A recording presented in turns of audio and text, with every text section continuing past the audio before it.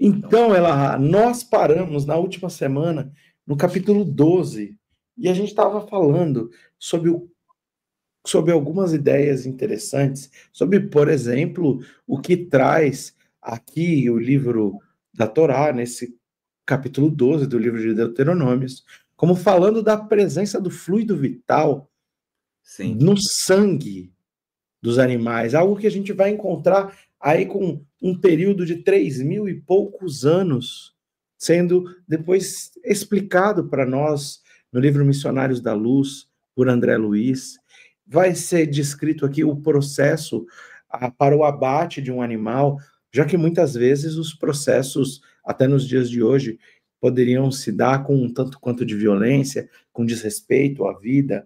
Então são colocadas aqui uma série de regras, uma série de leis, para que exista, sim, o que está sendo minimamente organizado, que é a questão do consumo da carne, e com os seus cuidados, por exemplo, com o sangue, de que ele não seja abatido o animal e simplesmente o sangue escorrido ali, ou que não seja também alimentado, que não a proibição de se alimentar do sangue, mas o sangue ele precisa de ser enterrado, ele precisa de receber um tratamento especial. A gente entende que espiritualmente isso tudo é bastante importante.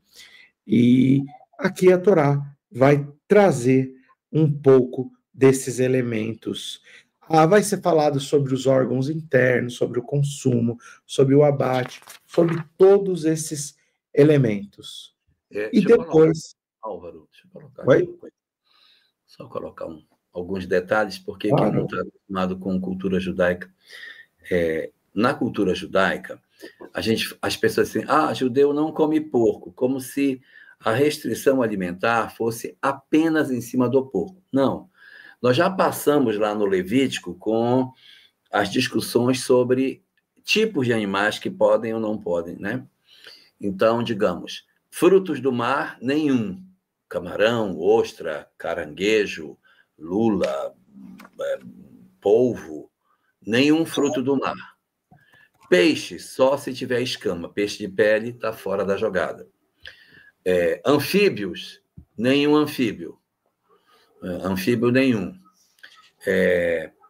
Réptil, também não se come réptil. Nada que rasteja se come. Sobre aves. Aves não podem ser de rapina e também não podem ter membranas nos dedos, tipo o pato. Aquelas aves aquáticas que têm a membrana, não pode. Só animal que não é de rapina e o pezinho igual da galinha, que não tem membrana entre os dedinhos, é que pode. Mamíferos tem que ter o pé fendido e ruminar, as duas coisas ao mesmo tempo. O cavalo rumina, não tem o pé fendido, não pode. O porco tem o pé fendido, mas não rumina, não pode. O boi tem o pé fendido e rumina, pode. Então, do ponto de vista de animais, essas são basicamente as regras de alimentação. Mas tem outras regras. Então, por exemplo, judeu não come sangue. Então, chouriço, galinha ao molho pardo, nada que leve o sangue do animal é consumido. Não se consome nada com sangue. O sangue é todo escorrido do animal e isso também é uma regra. As vísceras, ele está falando aí da questão das vísceras, né? Das partes internas, porque judeu não come víscera, então não come dobradinha, não come coração de galinha, não come fígado, né?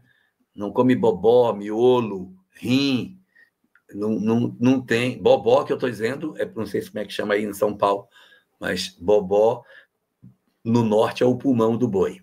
O pulmão chamava bobó. Fazia-se muito para cachorro, isso. Mas tem uma comida gostosa, bobó de camarão, que não tem nada a ver com isso, que é feito com uma massa de mandioca, que é cozida e batida no liquidificador e tal. Que é também muito não pode. Que é bobó de camarão, não pode. Tem que ser o bobó de frango. E aí é um fricassê. Mas isso é interessante. E tem uma regra curiosa que é o fato de que não se come o leite junto com a carne. Então, por exemplo, o judeu não come estrogonofe, feito com o leite, creme de leite. Tem que ser um creme de leite vegetal, que já vende. Então, você procura um creme de leite vegetal, aí pode colocar na carne para fazer um estrogonofe.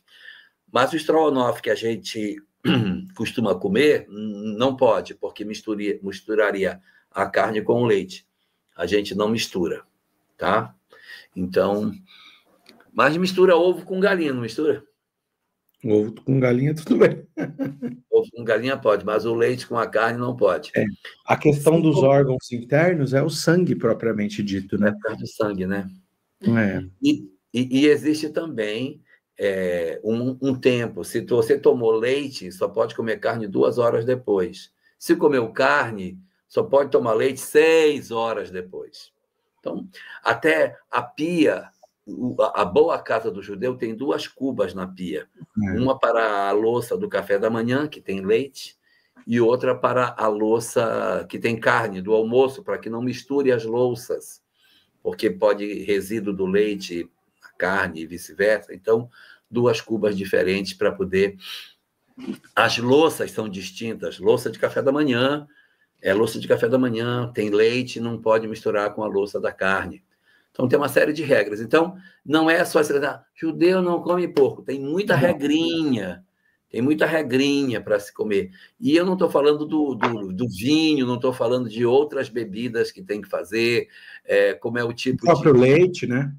Próprio leite. A xícara para tomar não pode ser. Isso aqui é uma xícara... Vocês estão achando que isto é uma caneca de porcelana, não é? Errado. Ela é de... De que é isso aqui, Samir? Poliuretano, sei lá, aquela... Isso é aquele que joga no chão e não quebra. Isso é um plástico duro. E então, assim, eu não posso tomar, se for judeu, não pode tomar café nesse tipo de coisa, porque também deixa resíduo da comida que o outro comeu. É uma coisa cheia de detalhes, muitos detalhes nessa coisa. Tá? Tem muitos detalhes. Inclusive, né, todos esses detalhes eles são bastante estudados na prática e tem até opiniões divergentes dentro do próprio judaísmo, como, por exemplo, o tempo da carne para o leite, da leite para carne, para judeus faraditas, ou seja, de uma origem da Europa ou do Oriente, e de ashkenazitas, ashkenazim, também são diferentes. Existem uma série de questões aqui bastante importantes. Realmente, tudo isso tem muito sentido, Elahá, ser levantado. Até aqui mais à frente, a gente vai encontrar sendo trazido alguns elementos. E aqui, gente, tem um ponto importante, esse capítulo 13. Se você chegar para um judeu ortodoxo, por que você não acredita em Jesus? Eles vão abrir esse capítulo 13 e vão falar assim: sejam cuidadosos em observar o que eu ordeno, não importa quão trivial possa parecer. Não acrescentem nada a ela, não diminuam nada a ela. E é aqui que a gente encontra um dos grandes empecilhos no plano espiritual, Elahá, onde é ensinado isso nas escolas rabínicas. Fala assim, por que você não aceita o Messias como Jesus como o Messias? Fala, olha, porque Jesus, por exemplo, modificou alguns elementos da Torá. E aqui é bem interessante, só por curiosidade, é descrito no Talmud. O que eu vou falar, eu não vou contar a história toda, nem que vocês peçam muito, nem que vocês falem, pelo amor de Deus, eu não vou contar tudo, mas eu vou contar uma coisa. No Talmud descreve que quando começa todo o processo ali do cristianismo e querem separar os cristãos, que na sua maior parte eram judeus, dos judeus que não seguiam o Messias. Aqui a gente sempre explica que existe um contexto político à época do Império Romano, que perseguia, que quando qualquer tipo de esforço existia para se seguir um falso Messias ou alguém que se intitulasse rei, você não podia adorar um rei, você não podia adorar o Messias. Eu estou dizendo porque o Messias é ungido, e quem eram ungidos eram os reis. Por isso que está escrito rei dos judeus em cima da cruz de Jesus. Então, se você seguisse qualquer tipo de rei ou quem se intitulasse o Messias, você estava descumprindo a lei romana e você deveria ser assassinado. Se for cidadão romano, cabeça cortada. Se não for, você vai ser crucificado.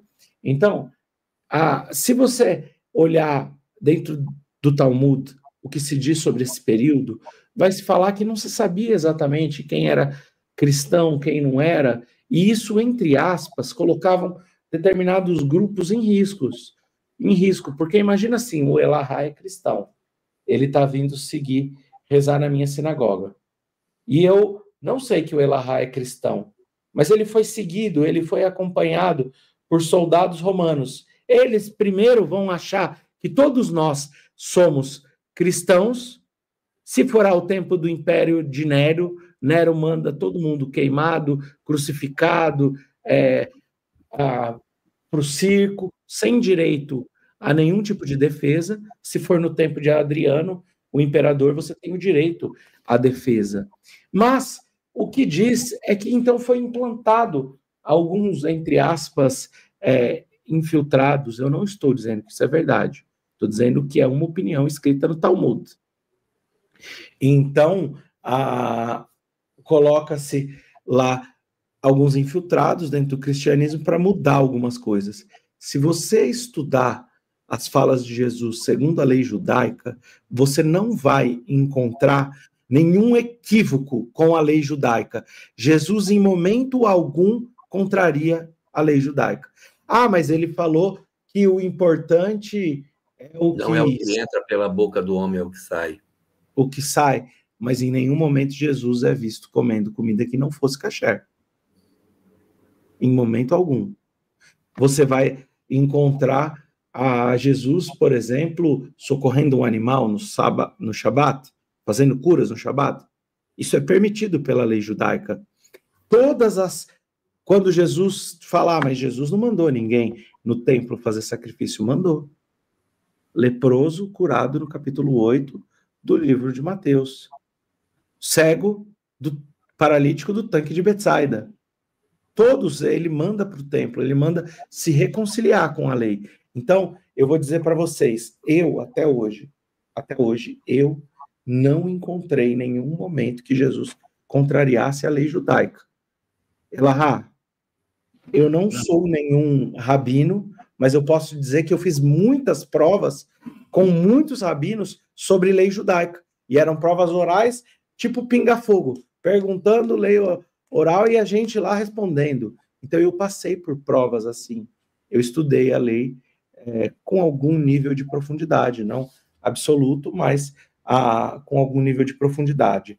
Então eu encontro más interpretações realizadas por quem desconhece a lei e às vezes vai dar uma opinião sem muito conhecer. Quando você pegar um judeu ortodoxo, e é uma pergunta que a gente não tem que fazer, mas por quê? A gente não precisa ser proselitista, e se for ser feito, precisa ser feito com muito respeito, com todo um cuidado, para não ofender ninguém, não é a nossa proposta. Por que vocês não acreditam em Jesus? Ele vai dizer assim, olha, porque está escrito, não acrescente nada à Torá, não diminuam nada dela. Gente, vale a pena lembrar que muitas das modificações foram dadas por Paulo de Tarso, porque Paulo, ele tem toda e completa razão, porque ele não está pregando a Torá para judeus única e exclusivamente, mas ele está pregando a Torá, ele está ensinando o evangelho, para não judeus. E para os não-judeus, segundo a própria Torá, não tem necessidade do cumprimento de nenhuma dessas leis. Você tem as 7 leis de Benei Noah, do filho de Noé. Então, gente, isso daqui, quando a gente desencarnar ou quando você chegar na sua mediúnica e receber o espírito de um rabino, e tiver qualquer dificuldade de um judeu, e tiver qualquer dificuldade, e quiser explicação, porque se não quiser, a gente não precisa de falar disso, a gente pode ter certeza que vai ser questionado por esse espírito. Mas Jesus mudou a Torá. Jesus, ele não está fazendo modificação. Ele está atentando para algo que na lei judaica é fundamental. Sabe o que chama-se? Kavaná. Intenção. Então ele fala sobre o óbolo da viúva. Ele não está criticando a quantidade dada por outro, mas ele está criticando a falta de intenção, a falta de propósito e força espiritual. Então aqui eu posso dizer que eu não encontro, eu particularmente, não encontro nenhum momento que Jesus venha contrariar. Quando ele diz, eu, porém, vos digo, dissestes o vosso antepassado, ele disse, disseste. Ele não disse, está escrito. Ele está falando, olha, ele está dizendo, houve uma corrupção na tradição oral. Houve uma... Eu queria só fazer uma complementação aí, Claro. Nesse sentido, a seguinte questão. Havia os textos que estavam escritos. Durante 400 anos não teve nenhum profeta. Então, os judeus ficaram meio que perdidos nos 400 anos que antecedem o surgimento do cristianismo, ali do nascimento de Jesus. Há um certo vazio, há um vácuo espiritual pela ausência de profetas. Então, é nessa janela de 400 anos que vai surgir o rabinato, que vão surgir as correntes rabínicas e que os rabinos vão ganhar muito mais importância dentro da comunidade. E é dentro desses 400 anos que surgem as interpretações rabínicas. O rabino pega um texto e diz, sabe como é que eu leio isso aqui? Eu leio da seguinte maneira, ele pega o texto e dá a interpretação dele. Aí vem um outro e diz, eu concordo com ele, mas eu acho que esse ponto final aqui também pode ser visto assim. Então, gente, o que teve de interpretação, o que teve de elucubração em cima do texto, foi uma coisa gigantesca. Se vocês pegarem o Sermão do Monte, Jesus diz assim, ouviste o que foi dito aos antigos, amarás o teu amigo e odiarás o teu inimigo. Não tem lugar nenhum da Torá que mande odiar o inimigo. Uhum. Mas os rabinos fizeram a seguinte lógica. Ora, se é para amar o próximo, o que não for próximo é para fazer o quê? É para odiar. Então, eles concluíram que isso era um raciocínio satisfatório. Ama o inimigo, ama o amigo, então o que está longe nós vamos odiar. E isso são, na verdade,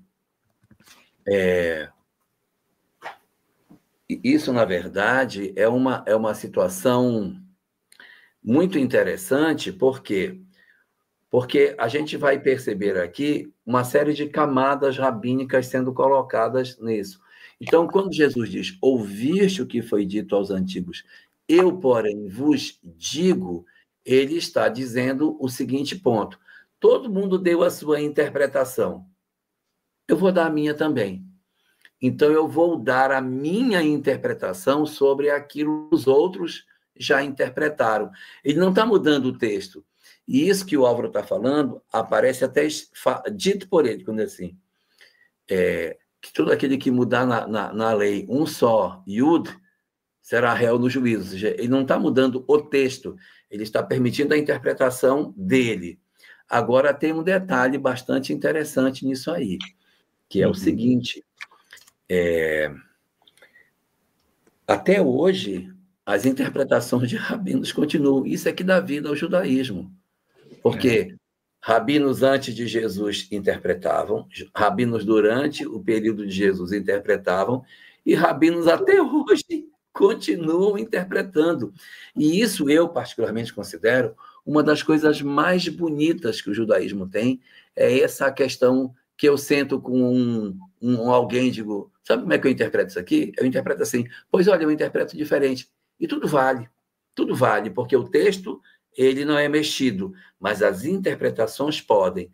Então, o que Jesus estava comentando era das interpretações e não do texto. Então, ele não muda texto, ele muda interpretação, que até hoje é feita. Ixi, tem milhares de interpretações sobre cada ponto dentro da Torá.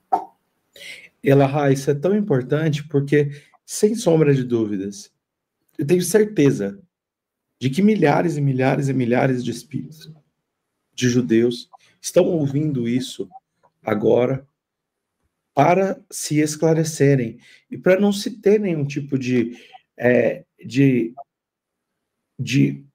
ponderação ou de repúdia sobre os ensinamentos do Evangelho. Então, gente, isso é muito importante. Se você perguntar para um judeu observante à lei, ele vai falar, abre Deuteronômios, vai no capítulo 13, versículo 1. O que está escrito lá? E vai te falar, Jesus mudou a lei. E se você não conhecer minimamente isso, você não vai saber explicar. Só que é interessante, isso que eu estou dizendo está na sequência lá do que a gente está falando, porque no versículo 2, o que vai começar a tratar a Torá? A Torá vai começar a tratar sobre algo que, para entender, você vai abrir o seu livro dos médiuns e você vai abrir o capítulo 18 dos inconvenientes e perigos da mediunidade. Você vai abrir o capítulo 19 do papel dos médiuns na comunicação, o capítulo 20, a influência moral do médium, Me perdi. 21, a influência do meio, e é isso que você vai pegar. Depois você vai lá para o 22 e pega a obsessão. Então... Não, pega a obsessão, está falando do texto, né? Não é para pegar isso. Não, depois você pega o capítulo 23, perdão, da obsessão, não 22, da obsessão. Então, o que Moisés vai escrever? Esses capítulos para os judeus. Vamos entender o porquê, Lahá. Porque ele vai falar, olha, se surgir um profeta dentro de você, um indivíduo que tiver uma visão, que tiver um sonho, que indicar sinais nos céus, ou milagres na terra, ou então um sinal ou um milagre, eu vou fazer uma pausa. Kardec está dizendo, a mediunidade é orgânica, se encontra em todos os povos, em todas as, tanto no homem como na mulher, em todos os níveis sociais, a mediunidade é orgânica. Se surgir um profeta, ele não vai dizer entre os judeus, entre os homens, entre as mulheres, entre os ricos, entre os pobres. O texto está asseverando. A mediunidade é um atributo do ser humano. Aqui, o médium está sendo chamado de profeta. Se ele tiver uma visão, vidência, se ele tiver um sonho, mediunidade onírica, se ele indicar um sinal nos céus, aqui é sentido de plano espiritual, ou se ele fizer um milagre na terra, se ele for médium de efeito físico, mediunidade de efeito inteligente, mediunidade de efeito físico. Tudo isso está ali no nosso livro dos médiuns. E ele te disser, vamos seguir outros deuses que são desconhecidos, vamos adorá-los, você não escutará a palavra desses profetas. Obtenham amor e temor e sirvam a Deus de todo o seu coração e tua alma. Então ele está dizendo assim, exatamente o que nós falamos sobre a mediunidade. Elahá, toda comunicação mediúnica merece a nossa atenção no sentido de aceitar a informação ali oferecida só porque é mediúnica? Absolutamente, absolutamente.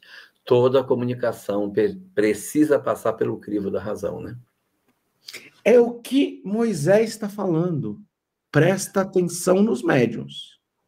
Eu quero dar boa noite para a testemunha chegou. Nossa, ela lembra disso que eu estou falando? Ela lembra disso, ela conviveu com ele. Ela esteve lá, a testemunha. Beijo, Araceli. Ai, ah, então, Elahá, aqui o que está sendo dito, olha, não precisa desprezar os profetas, não estamos negando a mediunidade, não estamos negando o valor e a ocupação.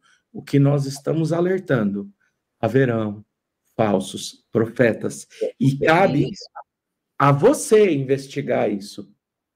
E isso é importante, porque, na verdade, está valorizando a mediunidade, retirando fora os charlatães, aqueles que são... Olha, a Ana Célia está dizendo que gosta demais de vocês, e eu quero dizer que ela fez aniversário dia 6 também. Tá brincando? Foi, 6 de dezembro, aniversário dela. Ah, Ana, dezembro, tá certo.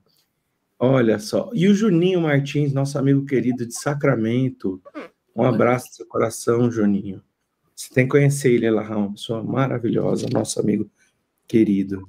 Então, olha que coisa interessante, Elahá. Aqui está sendo trazida a responsabilidade da nossa individualidade. A gente precisa, primeiro, conhecer a lei para saber se esse profeta não está trazendo nenhuma adulteração. Então, Sim.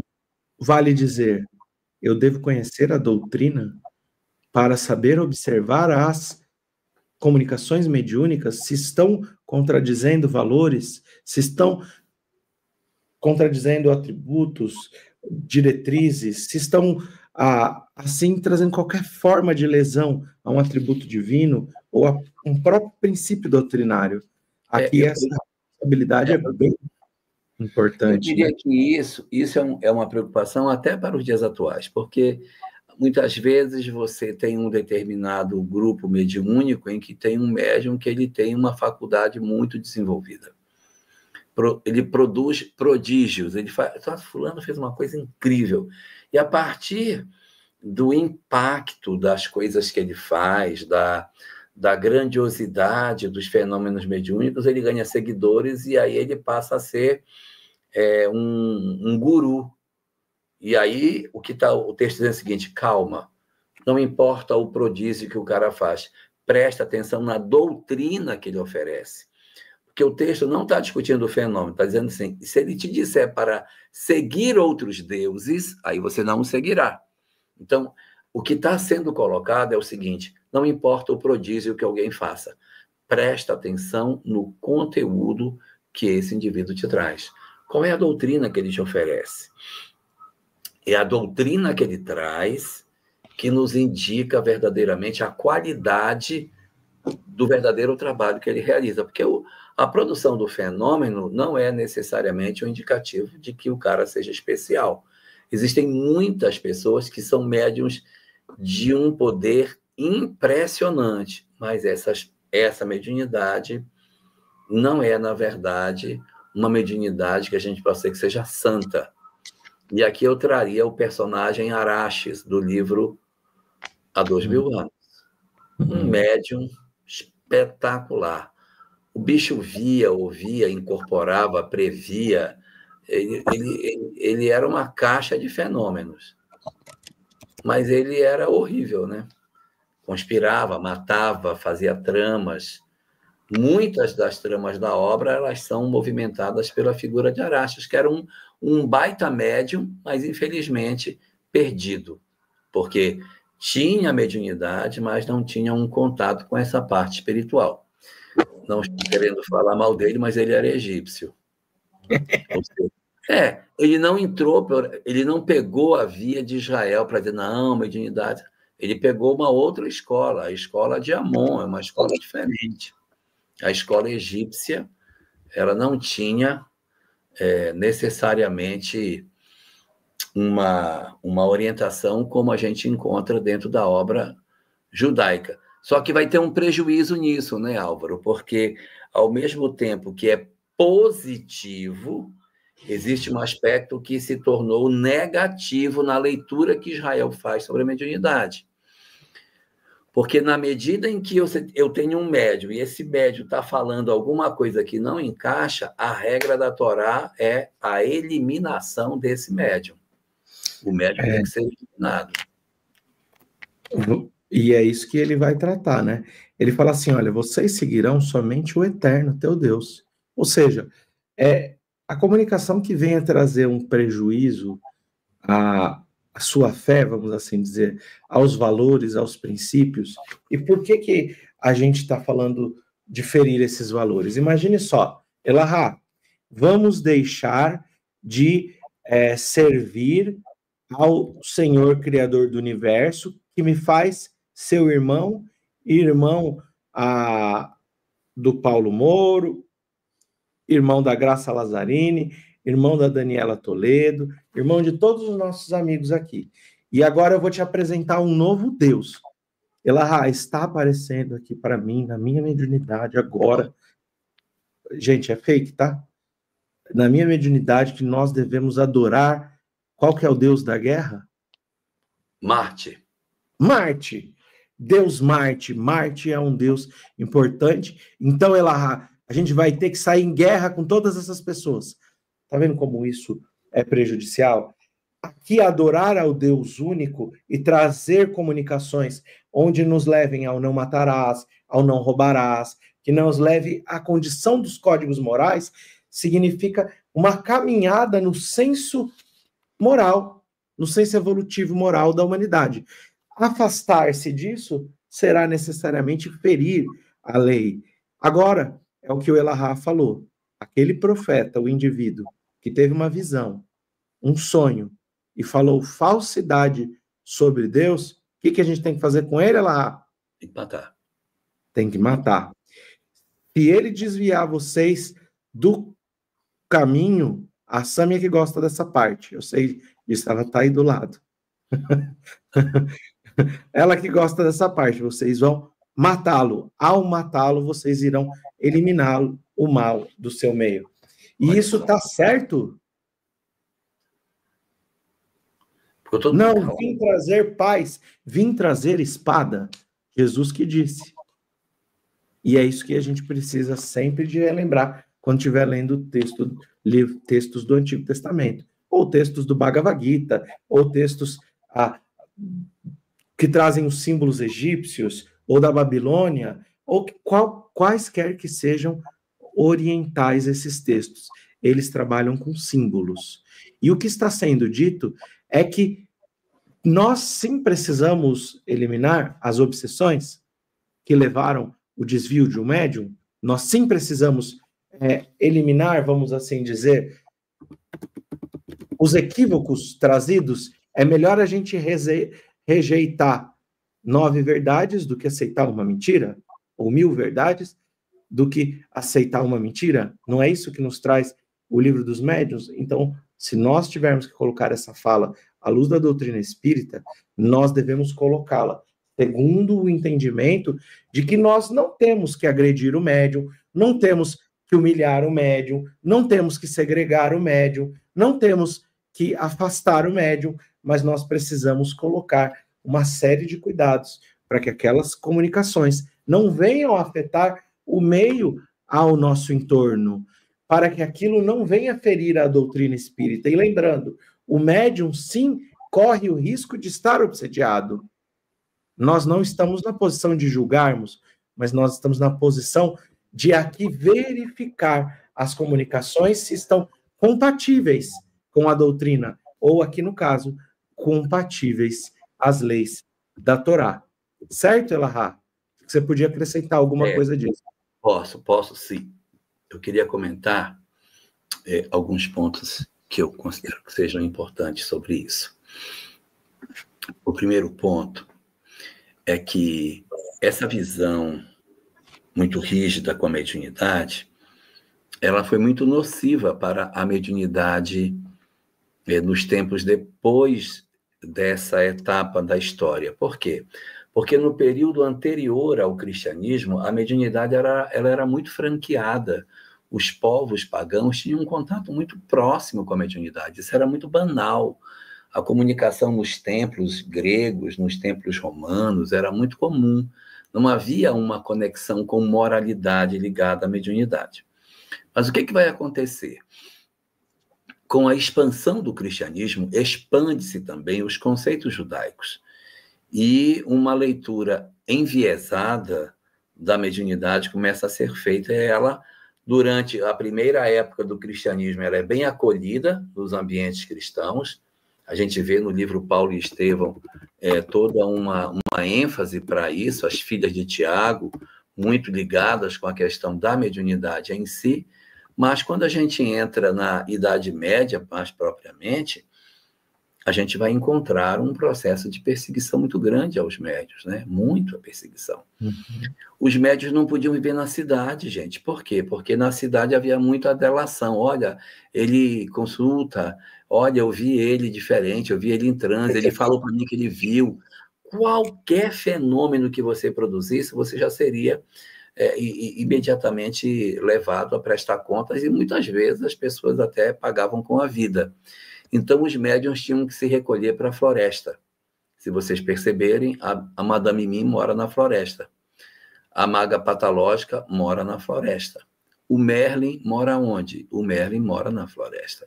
Eles não podem viver no burgo, tem que viver isolado. Então, esse era um ponto que eu queria comentar. E um segundo ponto sobre isso está no livro de Reis, capítulo 28, 1 Reis, capítulo 28, quando o rei Saul procura por uma médium para ter uma comunicação com Samuel. Uhum. E ele está atrás de uma comunicação, não tem nenhuma, aí ele diz para o cara que trabalha com ele, arruma uma médium para mim, para a gente poder conversar com ela. Aí o cara diz, mas meu senhor, o senhor matou todas. Não sobrou nenhuma. Aí o Saul responde para ele, não, mas a gente não trabalha tão perfeito assim, tem que ser sobrado pelo menos uma. A gente não é tão eficiente assim para matar tudo. Alguma sobrou, procura aí que você vai achar. E na cidade de Endor, havia uma mulher que era médium, ele vai e consulta com ela, é um fenômeno muito interessante, não é exatamente o nosso tema de hoje, mas a mediunidade muito perseguida a partir disso. E nós já passamos lá atrás, quando estudamos o livro de Números, a história de Elad e Medad, quando Moisés faz uma reunião e esses dois, Elad e Medad, não participam da reunião. E aí vão dizer para Moisés, olha, os dois não foram para a reunião, mas estavam exercendo a mediunidade deles lá na tenda deles. Tem que punir, porque eles não estavam na reunião. Aí Moisés, você está com ciúme de mim? Você está com ciúme de mim? Você acha que só eu que posso me comunicar com Deus?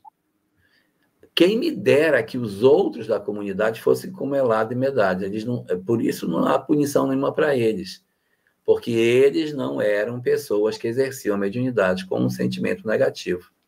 Então você vê que aquela coisa de proibir a mediunidade, ela tem muito mais a ver com a forma como as pessoas faziam isso. E isso está realmente expresso na Torá. A gente vai até passar por isso, né? É no capítulo 18 do Deuteronômio, a gente está ainda no 13, quando Moisés vai reafirmar a questão de não haver aquele que dentro de vós que consulte os mortos, adivine através dos mortos, que é diferente de pessoas que se comunicam. Adivinhar ou consultar, até hoje, a doutrina espírita não aconselha que se faça. Eu fazer uma reunião mediúnica para perguntar que shampoo que eu posso usar na minha cabeça, se bem que já não tem mais jeito para dar solução para o problema. Mas eu ficar fazendo reunião mediúnica para questões pessoais, eu caso, eu não caso, eu saio de Barreiras, eu vou para São Paulo, eu fico em Barreiras. Vou para Florianópolis. Vou para Florianópolis, ou fico em Curitiba, o que você... Vou de ônibus ou vou de carro? Né? E essa coisa a gente não pode entregar a direção das nossas vidas para os espíritos. Tem que comandar a nossa vida, somos nós.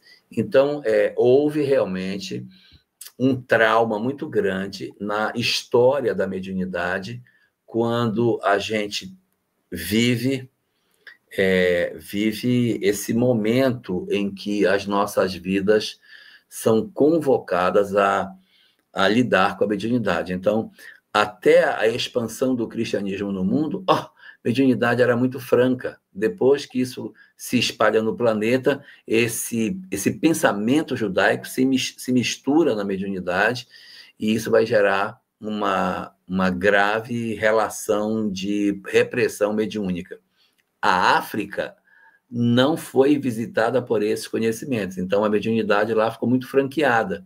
Quando você tem a chegada dos africanos no Brasil durante o período colonial e período do Império, você tem todos os cultos afro, que não tinham restrição da mediunidade, então eles não viam nisso nenhum tipo de desconforto. Então, é uma cultura que se cria dentro dessa leitura de que a mediunidade não é, na verdade, um impeditivo para que a pessoa manifeste as suas emoções. Elahá, e o interessante que você está colocando aqui é que quando a gente estudou lá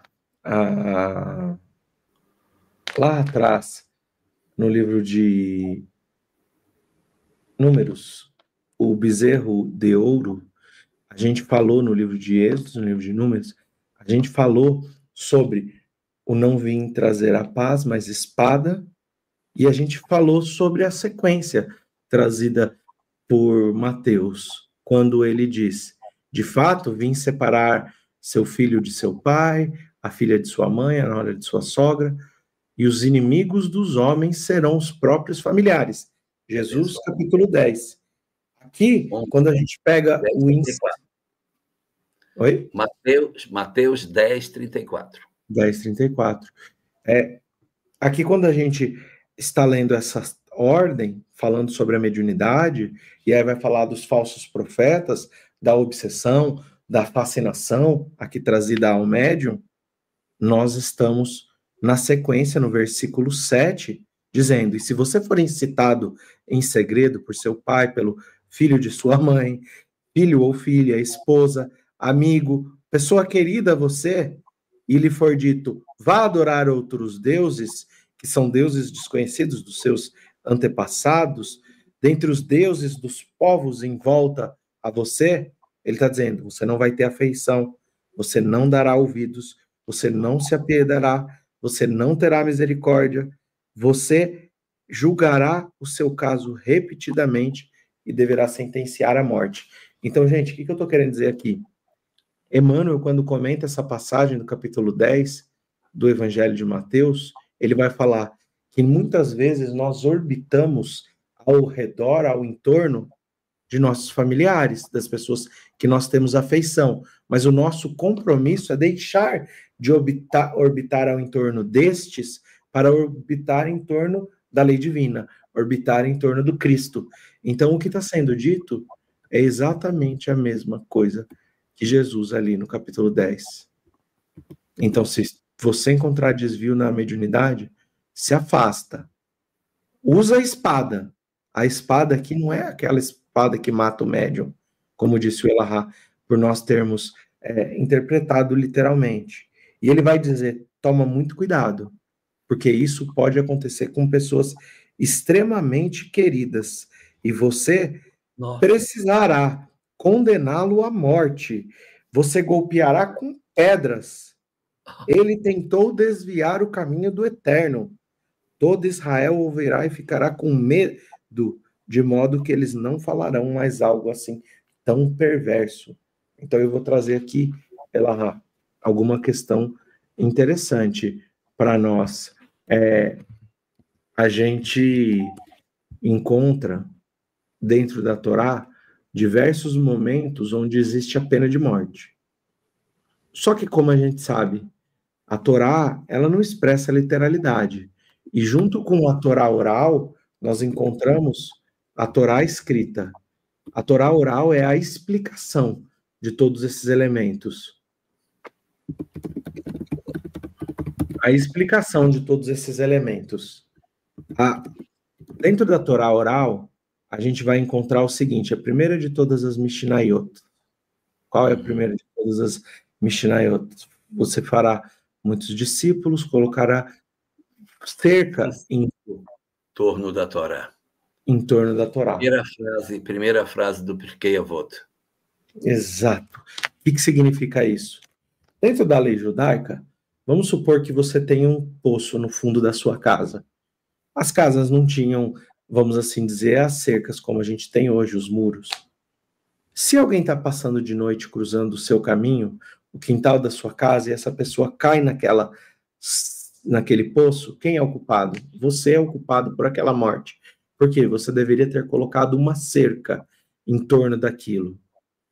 para proteger, para que ninguém pudesse cair. Aqui o que está sendo dito é exatamente a mesma coisa. Não é que a Torá está falando sai matando, mas o que está sendo dito é: se alguém cometeu, corre-se o risco da pena de morte, no sentido de se compreender o quão grave é essa transgressão.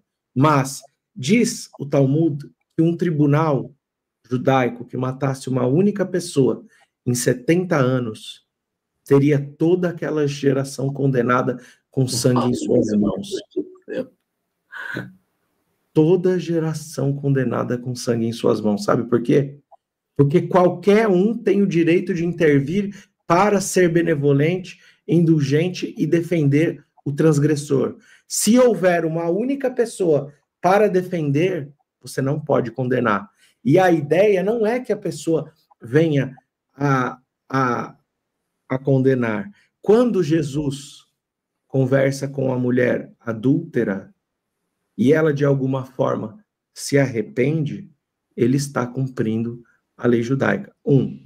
Ele não poderia matar, ou condenar, ou o povo não poderia matar, mas existe toda uma série de julgamentos, tempo de prisão, existe uma série de questões onde em qualquer momento basta com que a pessoa diga, eu me arrependo do que eu fiz de errado. Se ela falar, eu me arrependo, ela já está livre. Se alguém falar por ela, eu tenho algo em defesa dela, também ela não pode ser morta. Então a lei não é feita no judaísmo para condenar, ela é feita para criar cerca em torno de um buraco que pode levar ao abismo. E a obsessão, ela é extremamente importante e algo que nós devemos estar atento. Por isso que Kardec escreveu um capítulo sobre os riscos em torno da mediunidade. Eu queria aproveitar isso aí que o Álvaro está falando e falar de um assunto que não tem nada a ver, mas para poder ver se a gente conecta. No judaísmo, o suicídio é tido como uma falta muito grave. Muito grave. Tanto que no cemitério judaico tem um arco que separa a parte da frente da parte do fundo. A parte do fundo é onde são enterradas as pessoas proscritas, os que se transviaram, as pessoas que erraram, que são pessoas, digamos assim, indignas. E, evidentemente, nos cemitérios judaicos, você enterrar alguém depois desse arco é uma coisa muito ruim. Isso é muito, muito desonroso para a família. E os suicidas são enterrados depois do arco. Então, quando, por exemplo, um judeu se suicidou, pela lógica rasa, o que é que vai fazer? Depois do arco. Só que os rabinos chegaram lá, mas se matou? Se matou. Vamos ver se ele se matou mesmo. Eles vão fazer uma investigação terrível na pessoa. Se eles encontrarem pele debaixo da unha, significa que o cara tentou, por alguma coisa, tirar a corda do pescoço dele. Então, no último minuto, ele se arrependeu, né? Então, ele não se matou. Foi um acidente, então, enterra normal. Então, há uma preocupação muito grande em você garantir que foi normal a morte de uma pessoa. O cara pulou do prédio, mas aí, no final, ele se agarrou. Ele foi pular, mas aí, daquele medinho dele, ele se agarrou, mas acabou pulando. Então, ele se arrependeu e escorregou. Que é exatamente para que exista isso, mas isso não seja aplicado. É uma lei que existe para não aplicar, para que ninguém tenha na sua família a circunstância de dizer, eu tenho um parente enterrado, mas o arco existe. Só que se você vai lá, não tem ninguém. Porque sempre existe uma defesa para trazer a pessoa, fazer aquilo que os judeus chamam de techuvá, fazer o retorno dessa pessoa para o seio da comunidade, para que não, ele é um irmão nosso e vai ser enterrado junto com os demais, sem nenhum tipo de segregação. É muito importante, ela trouxe essa mesma ideia, né? E agora, o texto ainda prossegue, fala assim, você toma cuidado quando vier próximo de você, quando vier de alguém bem próximo, E lembre-se, você precisa de extirpar esse mal. Aí ele vai falar, uma cidade idólatra. Em algumas de suas cidades, o eterno Deus está dando lugar para se viver. E se houver relatos, existem homens perversos que desviaram os habitantes daquela cidade, dizendo, vamos adorar outros deuses, você interrogará, investigará, questionará bem. Ou seja, você não aceita tudo de maneira cega. É necessário uma lógica, um raciocínio, uma investigação, um senso crítico antes de você condenar alguém. Porque é muito mais fácil a gente condenar todos e se tornar radical do que verdadeiramente fazer uma análise mais pura, mais desconectada do nosso egoísmo, da nossa vaidade. Então ele diz, você vai executar todo mundo dessa cidade, juntamente com tudo que há nela, todo gado, todos os trem. Aqui Moisés passou por Minas, todos os trem que tiver na cidade, você vai colocar na praça, você vai queimar os trem tudinho, está escrito aqui. Vai queimar tudo. Os trem tudo. Os trem tudo. Se tiver troço, também põe os troços junto. Então, e lá você não vai utilizar absolutamente nada.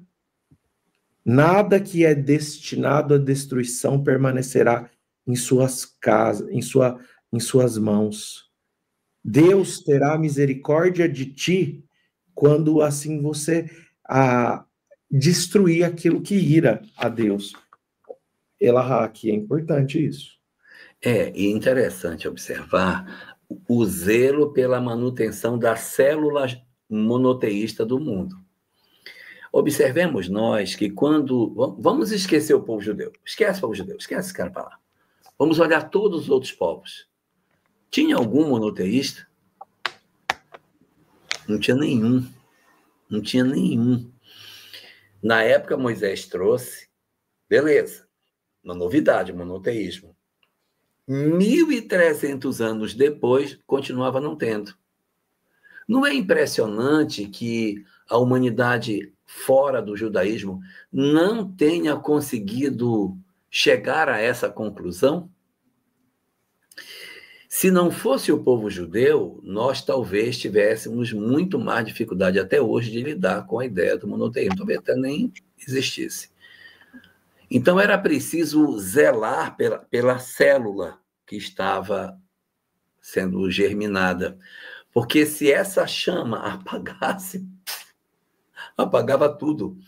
Então eu precisava dizer, o Deus é esse, não pode se contaminar, não pode ter contato, não pode casar teus filhos com os filhos delas, não pode de jeito nenhum, não existe miscigenação, não pode fazer, e você vai ser fiel ao seu Deus, não vai sair das regras, e todo um aparato muito rígido para a manutenção dessa informação.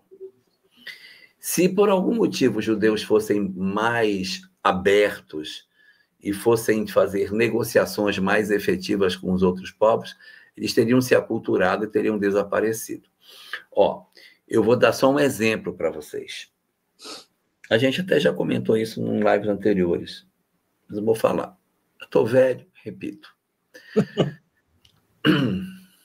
Os romanos foram o povo mais poderoso que a humanidade já conheceu.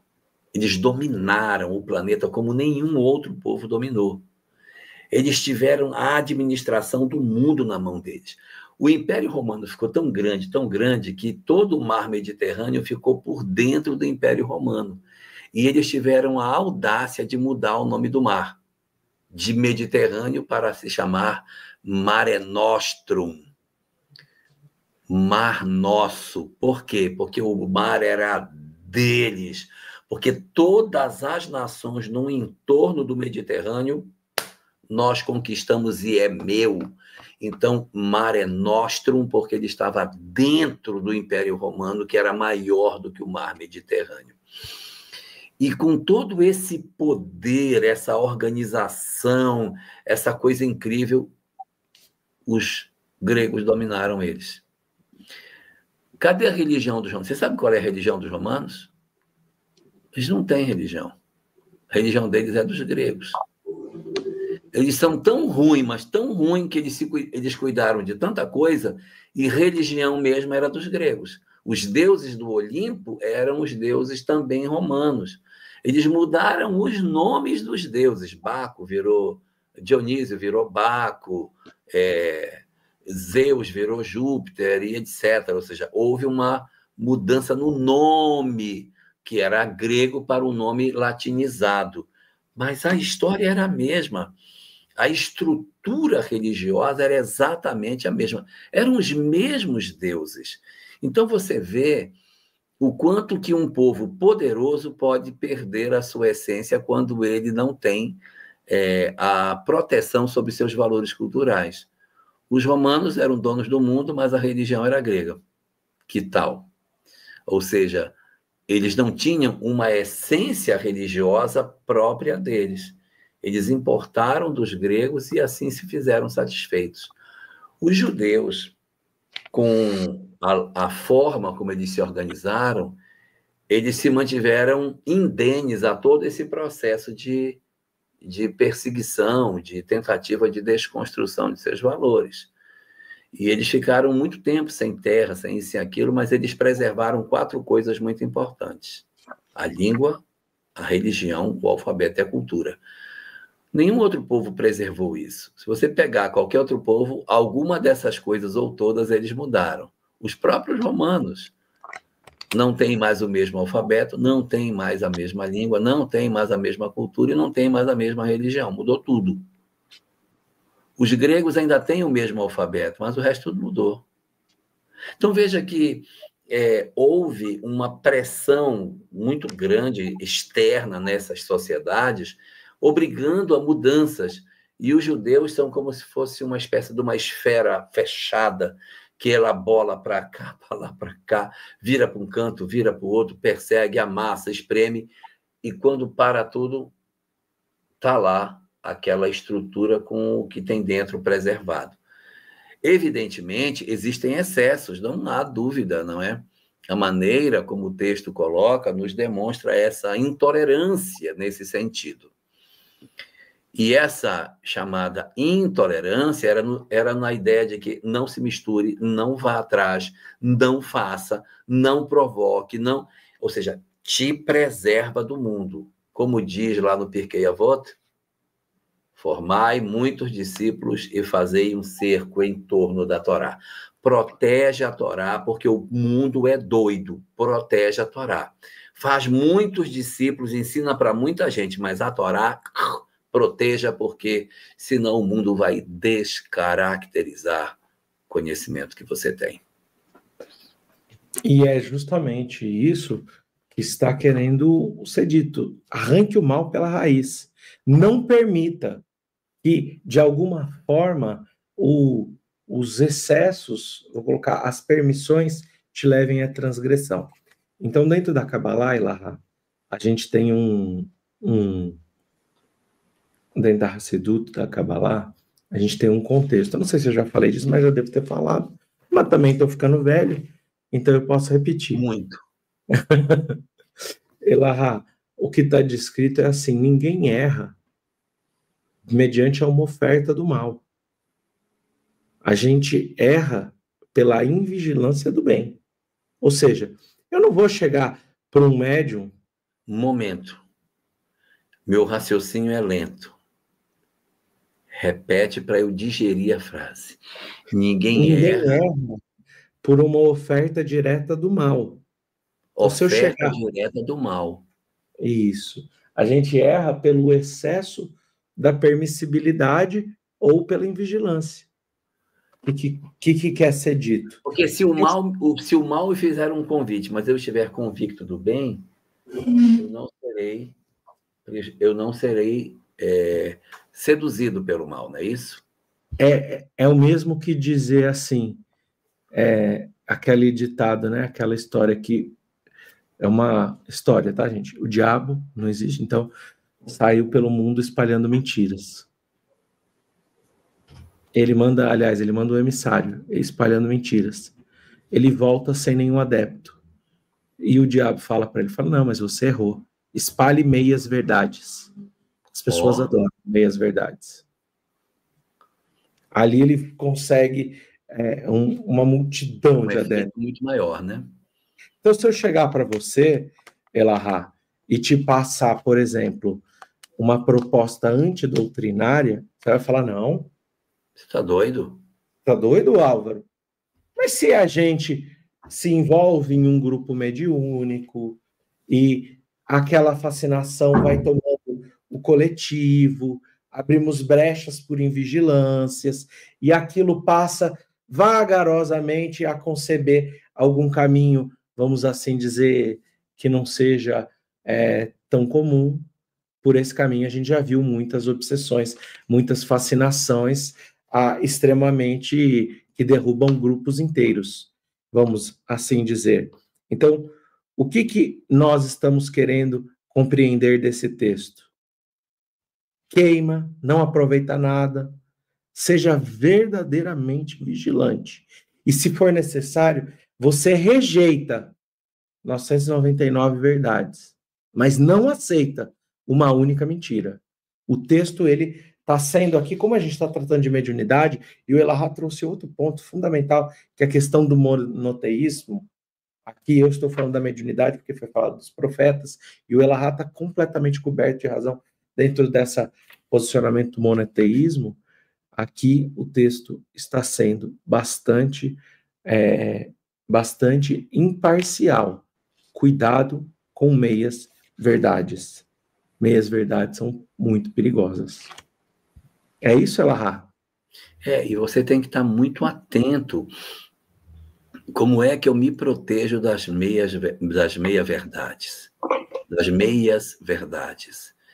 Tendo compreensão clara da verdade por inteiro, porque aí não tem brecha.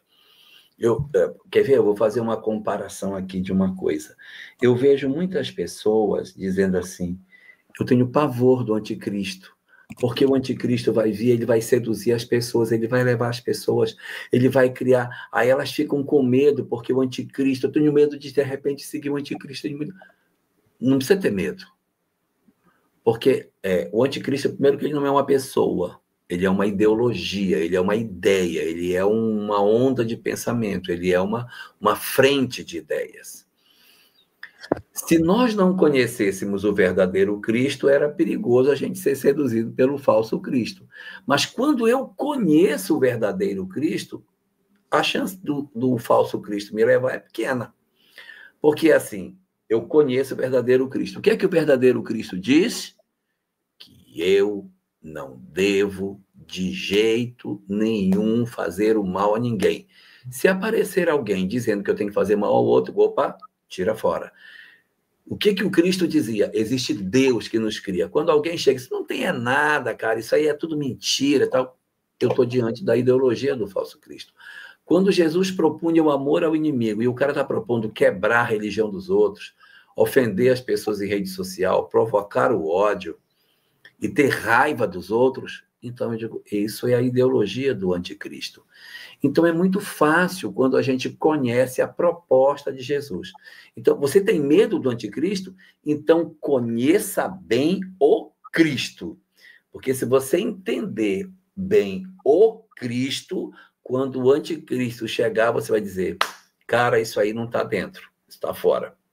Mas se eu conheço Jesus pela metade, então eu posso aceitar meia verdade, porque como eu não conheço ele inteiro, eu falto uma banda que ele pode trazer e aí me contaminar e fazer com que eu siga uma ideologia profundamente perturbada, né? Elahá, tem uma história do Arigó, que ele começou a fazer grandes amigos, pessoas, uma família muito rica aqui de São Paulo, passou a ir para lá, a mulher chamava Yolanda, e ela levava caminhões de doações, fazia jantares em São Paulo, arrecadava muitos recursos, presentes, e levava para fazer a distribuição do Natal, por exemplo, caminhões, carretas inteiras. E ali dentro desse momento, essa senhora começou a se aproximar muito e construiu até uma casa ali na cidade de Congonhas. Ah, e, e aí, um dia ela leva uma roupa muito bonita, roupas de marca, ele começou a ganhar presentes de muitas pessoas, e ele um dia ganha perfume, ele passa perfume, veste uma dessas roupas bem bonitas, e ele vai para o centro, ali onde era conhecido como a esquina dos aflitos. Chegava na esquina dos aflitos, ele entrava no centro e ficou esperando, fez a prece, entrou na salinha, e nada de Dr. Fritz incorporar. Ai, meu Deus do céu. E nada. E ele passou mais de 1.000 pessoas esperando. E ele ficou desesperado e não sabia o que fazer, fez a prece de novo, e Dr. Fritz, nada de se aproximar. De repente, ele sai do centro, senta-se ao calçada, ao lado de uma moradora de rua, uma mendiga que estava ali, e ele chorando, pedindo orientação, aparece Fritz para ele. O Fritz aparece para ele e diz: Arigó, você está se tornando um homem vaidoso. Retorna para sua casa e volte a ser o Arigó que você sempre foi. Ele tira aquela roupa, ele tira aquele perfume, fala para a esposa: Arlete, entrega tudo para os pobres, dá tudo em doação. Então, o que eu estou querendo dizer com isso? Ele não foi tentado por algo que, vamos assim dizer, era explicitamente proibido. Ele recebeu um presente de um amigo, então é um elogio que você aceita e acha que realmente, por exemplo, para o orador, que a palestra foi realmente sua, é claro que tem a sua parcela anímica de esforço, de dedicação, mas nós temos a inspiração dos Espíritos, nós temos a misericórdia de poder estar no trabalho. Então a gente passa a aceitar elogio, a gente passa a aceitar presente, o que quer que seja. E aqui o que está sendo dito em questão à mediunidade, a questão aos falsos profetas como um todo, é cuidado, porque é muito sutil. E o que o Elahá colocou é exatamente o que escreve Allan Kardec, Viagem Espírita de 1862. Ele escreve assim: são muito raros os casos de obsessão com aqueles que fizeram um estudo atento, prévio do Livro dos Médiuns. Então, não é para ter medo da obsessão, não é para ter medo do trabalho, mas é para ter a consciência de que, em primeiro lugar, vem o amai-vos, porque o amai-vos é o recurso, é o remédio para as enfermidades de nossa alma. E na sequência vem espíritas, instruí-vos. Vem a sequência, vem o estudo, a dedicação, o reestudar, o reouvir, o procurar as obras complementares de André Luiz, de Hermínio de Miranda, de Ivone Pereira do Amaral, de quem quer que seja, mas procurar todo um arcabouço de elementos para que dentro daquilo que a gente compreende como o entendimento das leis divinas, o entendimento do espiritismo, o entendimento da sua religiosidade, para que isso passe por um crivo de razão e que todas as ferramentas e recursos possam estar filtradas por aquilo que Kardec chama a fé raciocinada. E aquilo que retorna a responsabilidade aqui trazida para nós no livro de Deuteronômios, nesse nosso capítulo 12, nosso capítulo 13, perdão. E eu acho que nós poderíamos aqui encerrar esse capítulo 13 para retornarmos com o professor Celestino no capítulo 14.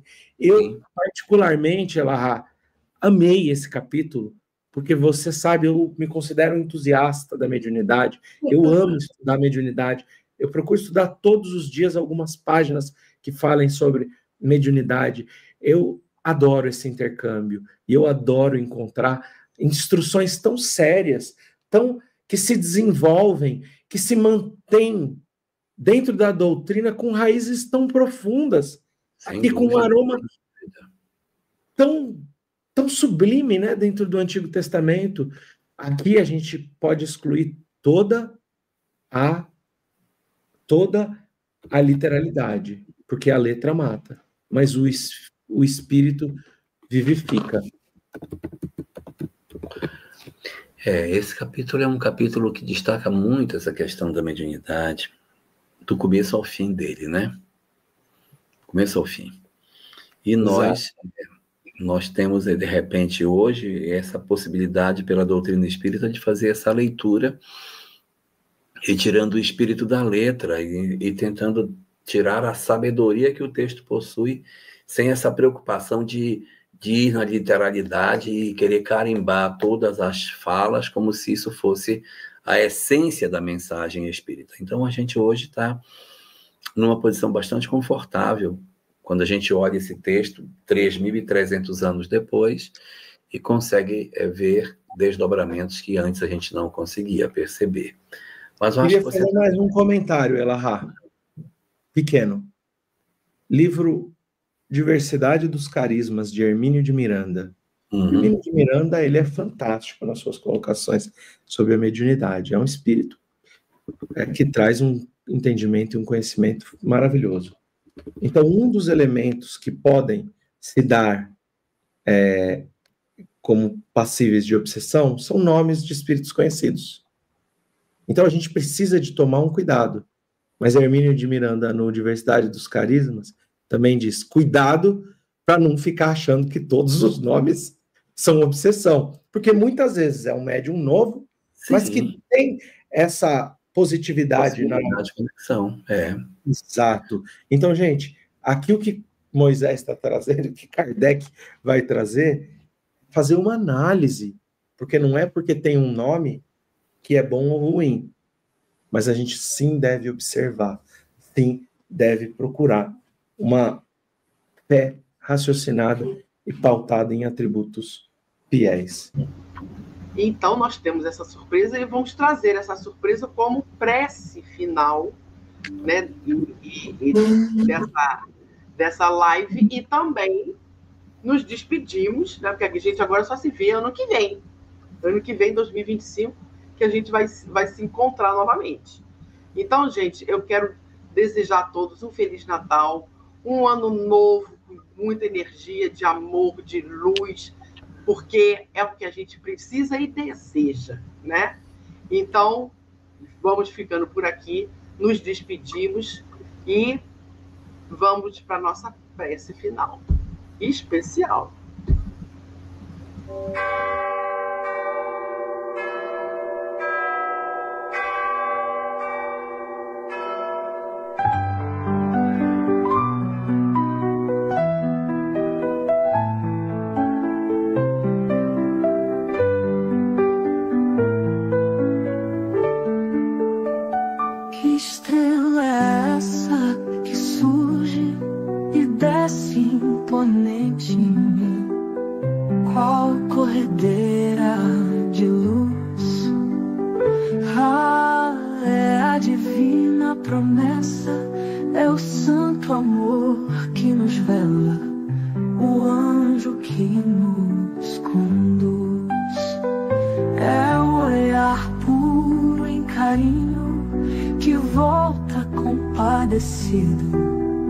aliviar nossa cruz.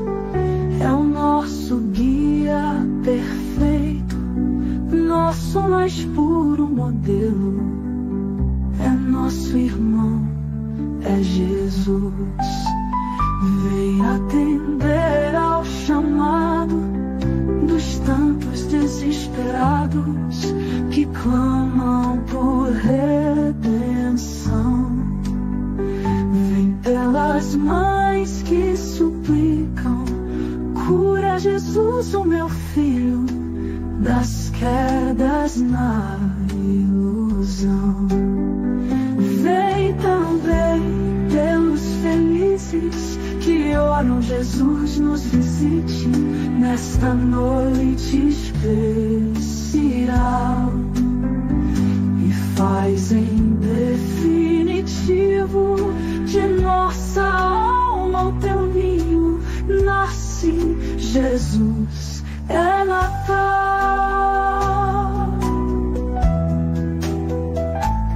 e faz em definitivo